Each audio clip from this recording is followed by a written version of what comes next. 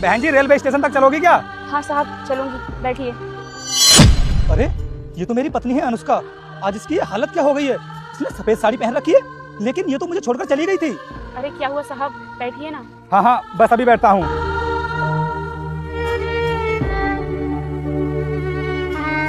सुनिए। जी साहब बोलिए।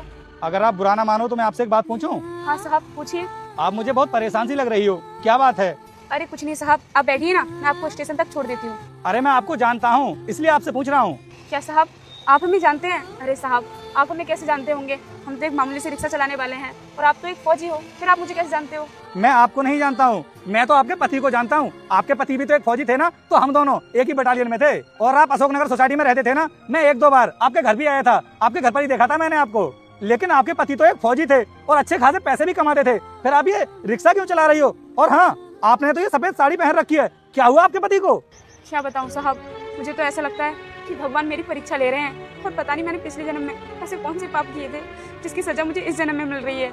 ऐसा क्या हुआ आपके साथ? आप मुझे थोड़ा सही से बताओ तो सही। साहब क्या बताऊँ मैं आपको, जब तक मेरे पति जिंदा थे और मेरे साथ थे तो मेरी जिंदगी बहुत अच्छे से कट रही थी। मेरे सारे शौक मौज पूरे हो रहे थे और मुझे हर वो खुशी मिल रही थी जिसके बारे में मैंने सोचा था। तो ऐसा क्या हो गया आपके पति के साथ? आप तो जानते ही हो कि फौजी की जिंदगी कैसी होती है, वो लोग अपनी जान को हथेली पे रख के ड्यूटी करते हैं। मेरे पति भी ड्यूटी कर रहे थे, तभी आतंकवादियों ने हमला कर दिया और मेरे पति देश के लिए शहीद हो गए। क्या आपके पति बॉर्डर पर शहीद हो गए? तो इसका मतलब उनकी बॉडी तो आपके घर आई होगी? नहीं साहब, उनकी बॉडी घर पर नहीं आई, आतंकवादियों ने मारकर अपने साथ ही ले गए। अरे मैं तो उनका चेहरा भी नहीं देख पाई। तो फिर तुमको ये सब बताया किसने था कि तुम्हारे पति बॉर्डर पर शहीद हो गए? मेरे पति के जो बड़े भाई है ना, उन्होंने मुझे बताया था कि तेरा पति अब इस दुनिया में नहीं रहा, वो देश के लिए शहीद हो गया है। जब तुम्हारे पति के बड़े भाई हैं तो तुम ये रिक्शा वगैरह क्यों चला रही हो?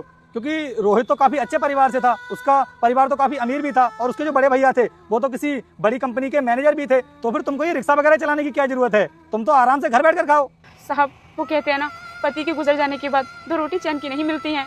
जैसे ही मेरे जेठ जी को पता चला कि मेरे पति बॉर्डर पे शहीद। रुक जाओ मेरे बेटे, मैं तुझे आशीर्वाद देती हूँ कि अगले सोमवार से पहले तुझे एक बड़ी खुशखबरी मिलेगी और जो भी तुम्हारे मन की इच्छा है वह भी अवश्य पूरी होगी। लेकिन बेटा तुम भी मेरे सच्चे भक्त हो, तो इस भले इंसान की वीडियो को लाइक सब्सक्राइब करके जाना। तथास्तु मेरे बेटे। हो चुके हैं तो उन्होंने अपना असली चेहरा मुझे दिखाना शुरू कर दिया।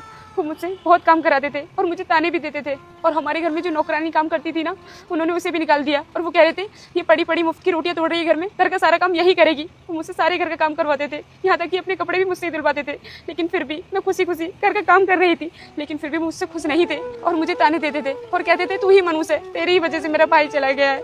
इसलिए उन्होंने मुझे घर से बाहर निकाल दिया और कह रहे थे कि आज के बाद इस घर की तरफ मुड़ के मत देखना। तो साहब